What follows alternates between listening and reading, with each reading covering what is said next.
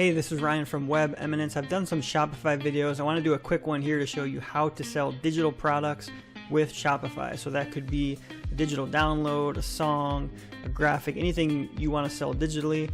You can sell it on Shopify using this app. So what you're going to do is go into your Shopify store, and we first need to install the Digital Downloads app.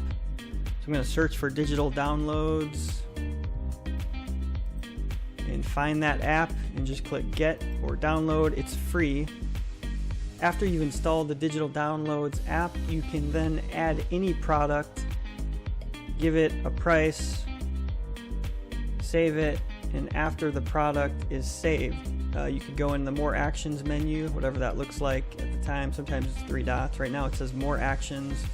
I can click Add Digital Attachment, which takes me to the Digital Downloads app. And I can upload a file for this product.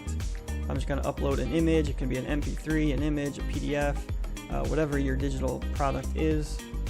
And after the file is saved, you can click Settings up here, and you can create manual URLs that you can give to people for downloads.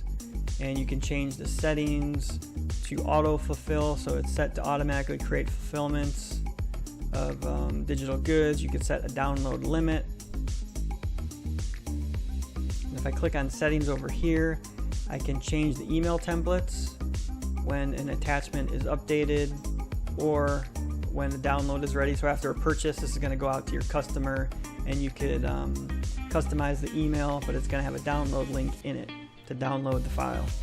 So that at any time you can go into apps, click on Digital Downloads app to view all your downloadable products. It shows you your sales and downloads.